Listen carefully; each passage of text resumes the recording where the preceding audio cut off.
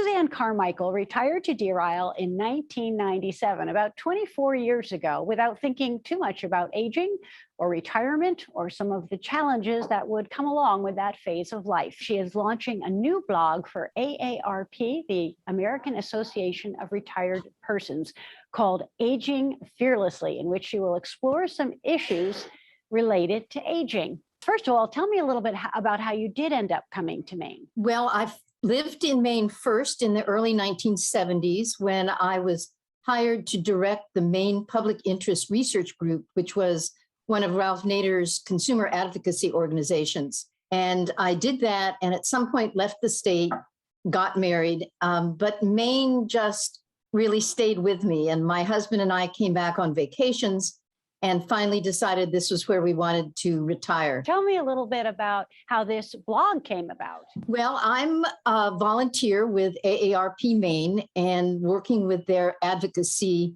in the legislature. And I was working on some subject and I thought, I wonder if there was a post on their blog about this. I should read that. And I went to the website and there was no blog. So I talked to their communications director on the staff and said, do you want a blog? We chatted and the answer was yes. So it was filling what I thought was a need. What sort of information do you want to get out to folks? Well, I want to cover a wide range of issues that affect all of us as we're aging. What I want to do with each issue is to be thought-provoking, get people to start thinking about that issue from a new perspective. What are some resources they can use?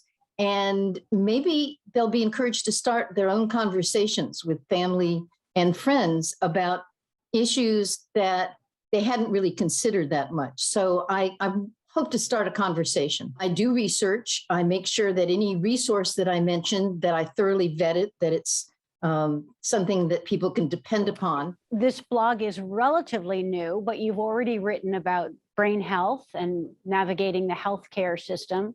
What are some of the topics that you have coming up? Well, I just finished one yesterday on art, creativity, and aging, which was a lighter topic, but awfully interesting. And I plan to do one on family caregiving because so many folks are involved with that, with their family and loved ones. Aging in place, which a lot of us want to do, the possibilities of that, but also the problems and some of the resources. One of my readers suggested writing on the importance of friends as you age. And I don't think I would have come up with that on my own, but I'm going to do one on that. And I'm also going to do one on climate change equity, what that means as it applies to older Mainers now and in the future. What is the state going to do about it?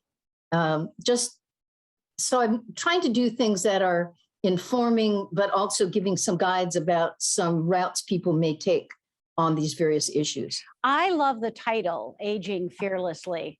Tell me a little bit about how that came back, because of course we sort of want to move through life fearlessly, but aging fearlessly sounds challenging. Well, now I'm not a psychiatrist or anybody, so this is just my personal opinion. But if you're afraid, if you have fear about something, it's like a great big red stop sign. All you do is focus on that fear rather than how am I going to deal with it? Should I get some help, etc.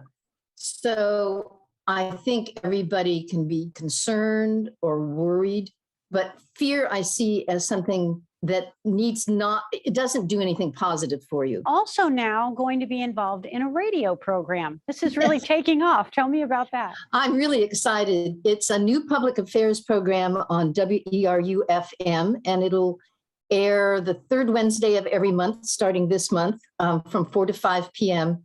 And I'm calling it 50 Plus Aging in Rural Maine. We will include links so that you can follow Suzanne's Aging Fearlessly blog for AARP, as well as information about her radio show in the 207 section of our News Center Maine website and app. And we will be right back.